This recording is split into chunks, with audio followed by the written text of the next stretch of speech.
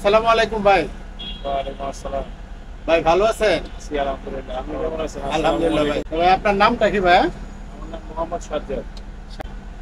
তো আপনি এই পরিবহনে আছেন কতদিন যাবত আপনি?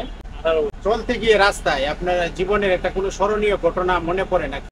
যেটা নিয়ে আপনি ভয় পেয়ে গেছিলেন বা আতঙ্কিত হয়ে গেছিলেন? আপনার স্মরণীয় ঘটনা আপনার উত্তরবঙ্গে যমুনা সেতু পার হয়ে আমার দুই গাড়ি আগের গাড়ি একদিন মুখোমুখি হয়েছিল। ওটা তো ও আচ্ছা আচ্ছা, এটা কি আপনার গাড়ি মুখোমুখি না হয়েছিল? না না, ওই আমার আগের দুই গাড়ি আগে। ও আচ্ছা, যাই হোক, আপনি ভাগ্যক্রমে আপনার গাড়িটা বেঁচে যায় না? হ্যাঁ, ওই ওখানে ব্রেক দিছি পরে আপনার গিয়ে দেখলাম যে ড্রাইভার অবস্থা খুব খারাপ। ও আচ্ছা ওখানে গিয়েছিলাম, তো ড্রাইভার অবস্থা খুব খারাপ। পাবলিক অনেক চেষ্টা করছে বাইর করার জন্য, ওনার বাইর করতে পারে না। এগুলো সব সব এসে তো আসার পরে আপনার ওই যে গাড়ি যাত্রী, কিছুক্ষণ পরে পুলিশ আসলো। পুলিশ এসে জিজ্ঞেস করলো যে দোষকার। তখন যাত্রী আসলে সবকিছু ওখানে বেশিরভাগই সত্যি কথাই বলে দোষকার। তখন এই গাড়ি যাত্রী বললো যে স্যার আমাদের তো কোনো দোষ না, সম্পূর্ণ দোষ হলো না ওই গাড়ির ড্রাইভারের। আমার বিশ্বাস আছে যাত্রী বলতেছে। আচ্ছা আচ্ছা, এটা যাত্রী। হ্যাঁ, যাত্রী বলতেছে। তখন ড্রাইভার তো আর পায় না, ড্রাইভার চলে গেছে।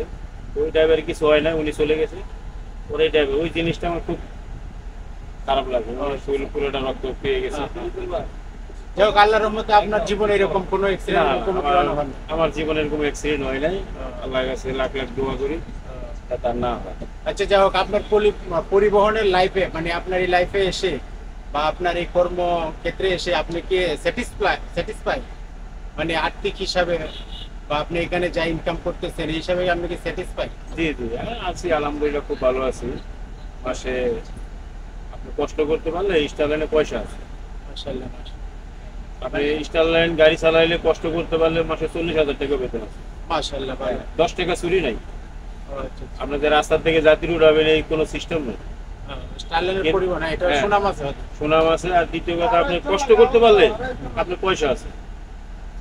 কষ্ট না করতে পারলে পয়সা নেই। যদি আপনি আপ ডাউন করে গিয়ে শুয়ে থাকেন তাহলে তার মালিক পয়সা দিবে না। না না।